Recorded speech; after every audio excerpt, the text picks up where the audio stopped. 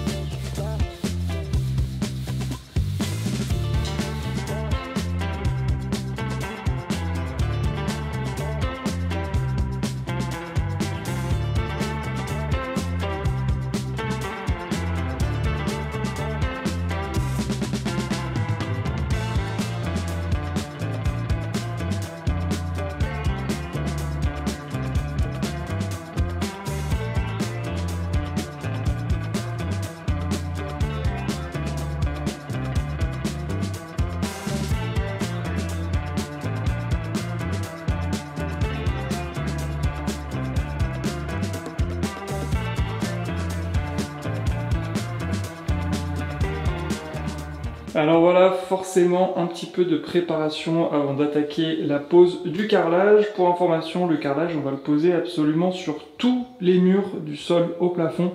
Ça va nous faciliter l'entretien et bon, ça devrait être plutôt esthétique, en tout cas on espère. On va utiliser deux couleurs. Il y aura 3 murs qui vont se retrouver avec des éliges blancs, un peu crème, enfin voilà. Et le principe du élige, c'est que ça donne un côté un petit peu artisanal, dans le sens où chaque carreau est un petit peu différent, est un petit peu taché différemment. Il n'est pas parfaitement anguleux, donc ça fait vraiment quelque chose de très naturel. Ça devrait être super sympa, donc je vais commencer par le mur de gauche, ici. Comme ça c'est le plus simple, il n'y a quasiment pas de découpe à faire. Pour me faire la main, ce sera très bien. Vous avez vu aussi que j'ai mis un petit joint silicone partout autour du receveur, évidemment, puisque c'est forcément un danger de fuite à ces endroits-là du receveur. Donc j'ai mis un bon gros joint silicone et puis une fois qu'on aura posé le carrelage, on rajoutera encore une couche de silicone sur la partie basse et dans les angles pour être sûr qu'il n'y ait pas de fuite. J'ai mis aussi un petit peu de mousse expansive au niveau des sorties de tuyaux, histoire de bien caler tous les tuyaux. Puis après on fera l'étanchéité avant de recouvrir de carrelage. Et l'étanchéité, donc ce petit produit bleu que vous voyez là, on l'avait déjà fait dans une précédente vidéo. Ainsi évidemment que la pose du receveur et que la pose du carrelage et même du chauffage au sol. Je vous mets le lien de la vidéo, vous pourrez cliquer dessus si vous avez raté ça. Et du coup là je vais m'attaquer tout de suite à la pose du carrelage sur ce mur.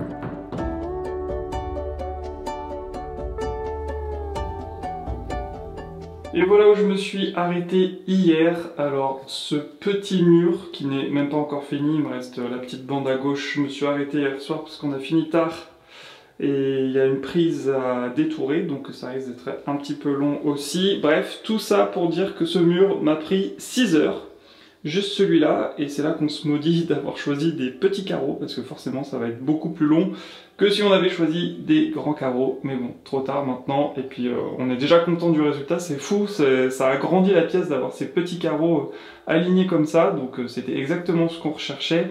Et pour l'instant, le look nous plaît beaucoup, surtout que les joints ne sont pas encore faits.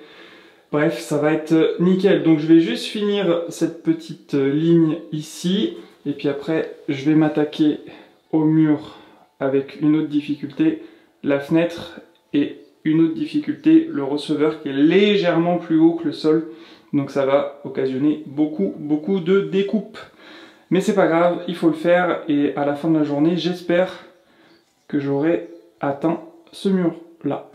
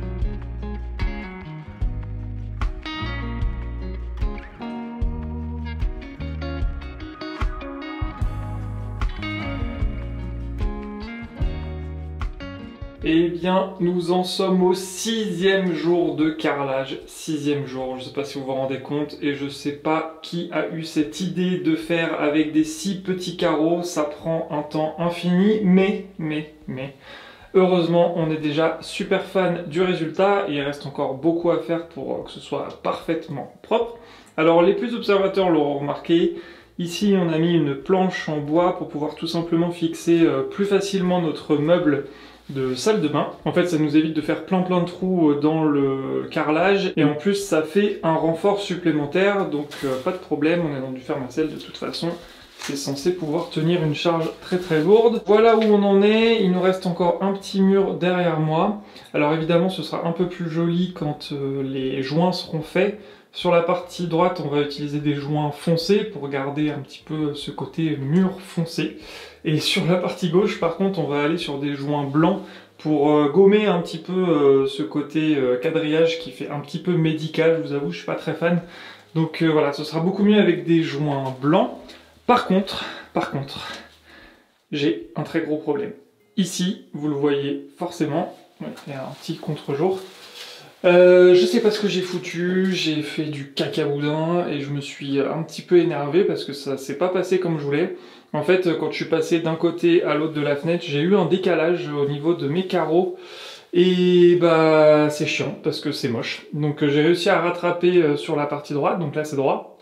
Mais là, on a 4 rangées où c'est le bordel. Donc ça fait un truc super moche. Au début on s'est dit bon, on va le laisser comme ça, puis quand on fera les joints blancs, ça risque de moins se voir, donc bon, on peut vivre avec. Puis en fait, ça fait quelques jours qu'à chaque fois que je passe devant, je me dis non, c'est trop moche. Donc j'ai pas envie qu'à chaque fois que je rentre dans ma salle de bain, je regrette cette partie-là. Donc, eh ben, ça me fait pas plaisir, mais on va casser les 4 rangées là, dans la hauteur, pour essayer de rattraper le niveau et faire quelque chose, ce sera pas forcément droit à 100%, mais au moins on aura plus décroché super vilain qu'on a ici, parce que franchement ça c'est du boulot de sagouin et ça me plaît pas du tout. Donc on va refaire cette partie là, Maxine est trop contente. Sa partie préférée, c'est de tout casser. Oui, surtout ce que j'ai pas fait.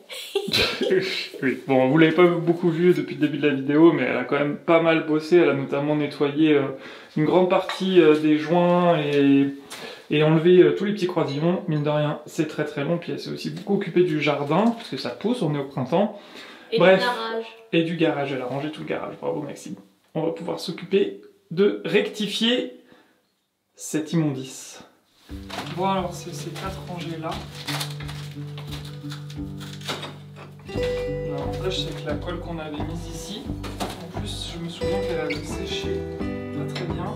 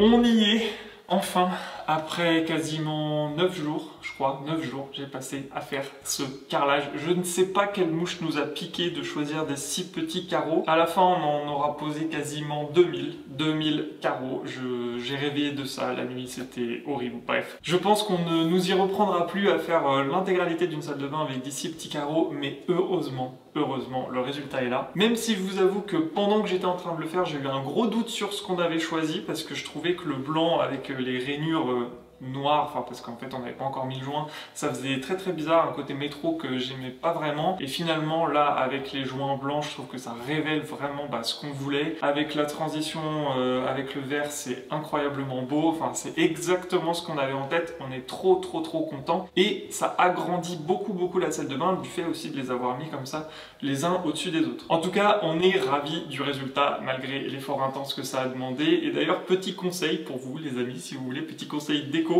si vous avez une salle de bain avec une fenêtre, privilégiez plutôt des couleurs claires comme on a fait là. Par contre si vous avez une salle de bain sans fenêtre, privilégiez plutôt des couleurs sombres voire noires. En fait ça va créer un petit effet cocon super sympa. Par contre si là dans une petite salle de bain avec une fenêtre on avait choisi des couleurs très sombres, ça aurait fait très bizarre. Voilà, c'est les petits conseils déco, on vous en donne pas beaucoup mais nous en tout cas on adore le résultat qu'on a là. Mais c'est pas fini. Après donc cet effort intense, on va enfin passer à la partie un petit peu satisfaisante du projet, c'est-à-dire placer tous les accessoires, le meuble de salle de bain, les petits porte-savons, les robinets, les machins, les trucs, ça va être incroyable. Tout ça, encore une fois, nous vient de chez Reuter. On a choisi les meilleurs pour cette salle de bain et je sais que le résultat va être au top parce que leurs produits sont au top, sont hyper qualitatifs. On va vous mettre d'ailleurs dans la description tous les produits qu'on a utilisés si jamais vous voulez les retrouver sur leur site. Mais avant de poser tout ça, va falloir faire des trous. Des trous, et encore des trous, et dans du carrelage, c'est jamais simple. Mais on a hâte de voir le résultat encore une fois. On vous montre ça tout de suite.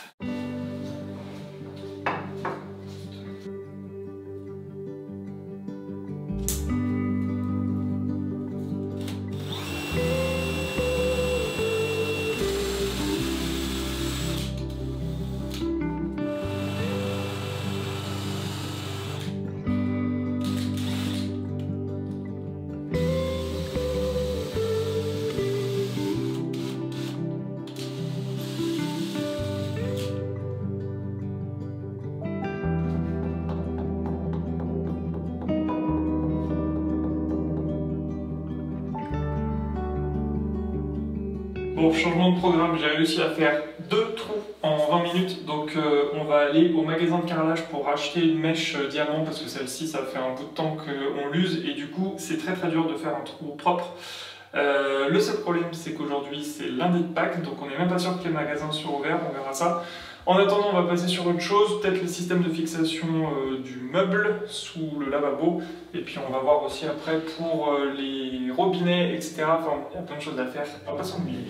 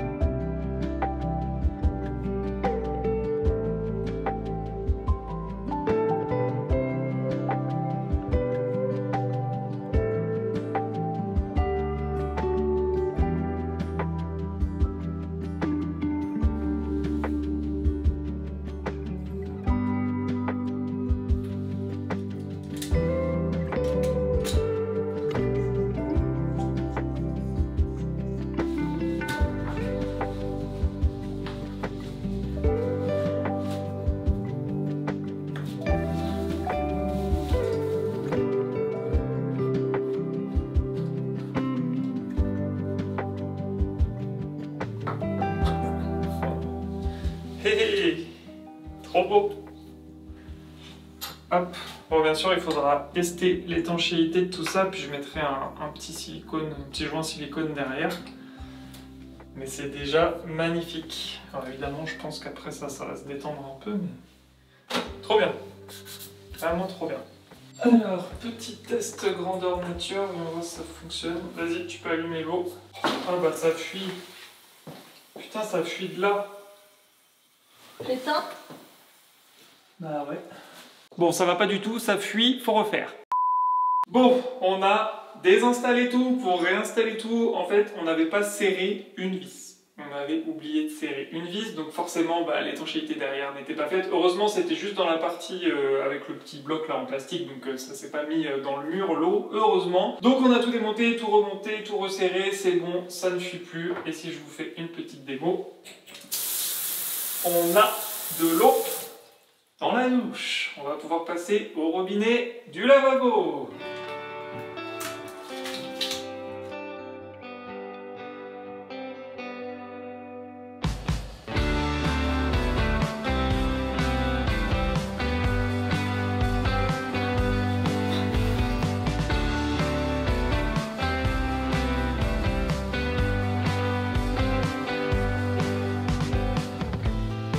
On est de retour avec le bon accessoire pour pouvoir faire les trous dans le carrelage. Ça va dépoter, on va tout fixer.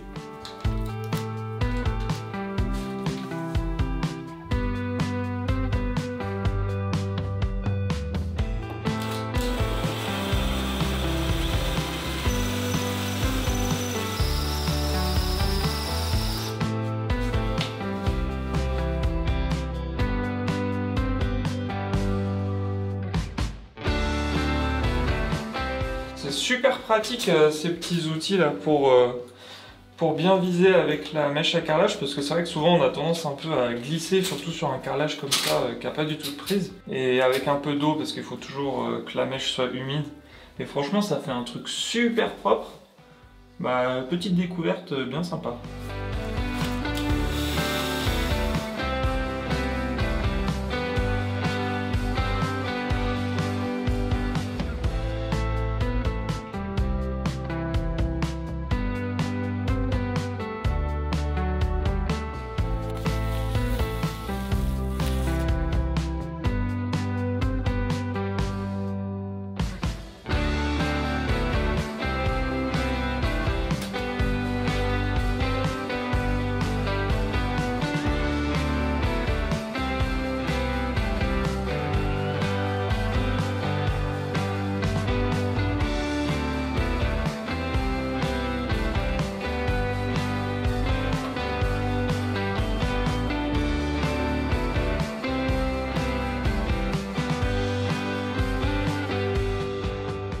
Et bien voilà, on a un miroir. Nous sommes donc officiellement influenceurs, on va pouvoir se prendre en photo dedans, faire plein de trucs, ça va être trop bien.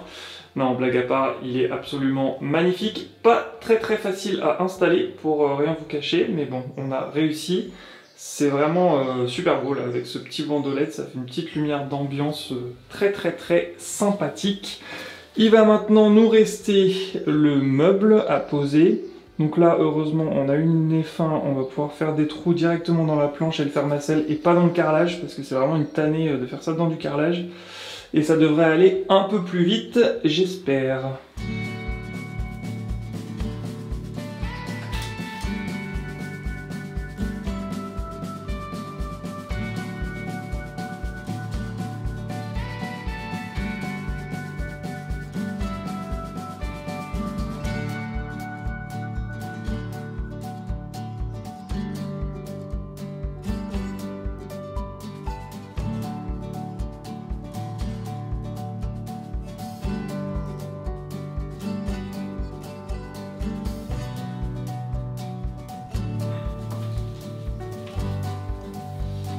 C'est beau, hein? Ouais. C'est super beau.